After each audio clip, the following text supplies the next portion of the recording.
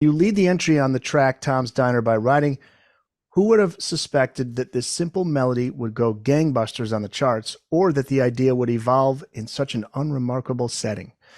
There are two versions of this song, an a cappella version and a dance remix. This I found really interesting because the dance remix wasn't even planned. Certainly not by Suzanne and her camp. It had been written 5 years before. That's the other thing that's interesting. It's based on a real place, and chances are you've either been there. I know you've been there because the picture of you in the book sitting there, or you've seen it on TV many times if you're a fan of Seinfeld. Can you talk about the origins of the song lyrics for Yep, Tom's Diner? absolutely. There is actually a restaurant called Tom's Restaurant, and if you go to the Columbia University area, it's very close to that area. It's close to St. John's Church Cathedral, which has this bell, and you'll hear that reference to the song. And so it's a traditional diner style restaurant with the wall to wall windows and the vinyl booths and the never ending coffee pot and the friendly waitresses. And in Seinfeld, the American show Seinfeld, you also see the central characters meeting there. So it's become sort of a great movie interior set.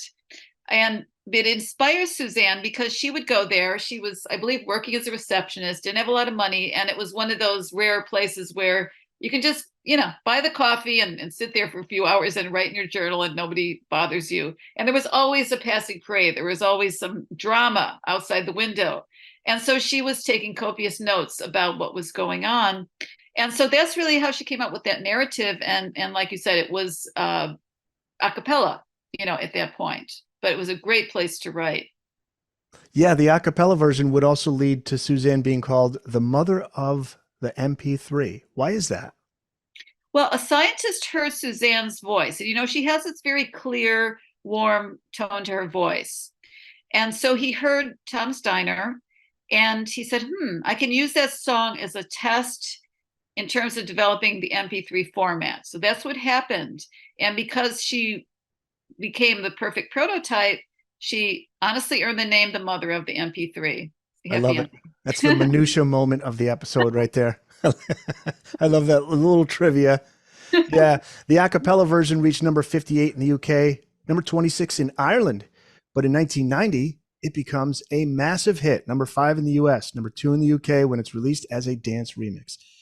This remix, not Suzanne's idea, as I just mentioned, nor was it the record label's idea. In fact, this could have led to a lawsuit against the people who released it illegally, but instead, Suzanne and her team, they're smart. They make a deal with this British duo. They're called DNA.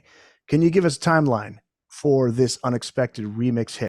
So she wrote the song in 82. It was on Solitude Standing in 87, released as a single that same year.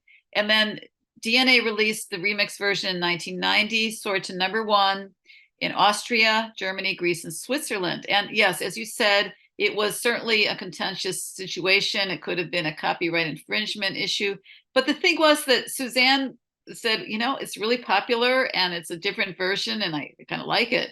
Now, Steve Adabo said he wasn't crazy about it. I'm not exactly, at that point, he was kind of speaking for the group, but it sounds like she saw the promise in it. So with that dance beat and with Suzanne then on the record, it was renegotiated. And she did actually go back at it years later and work with DNA on another tune. So it all worked out.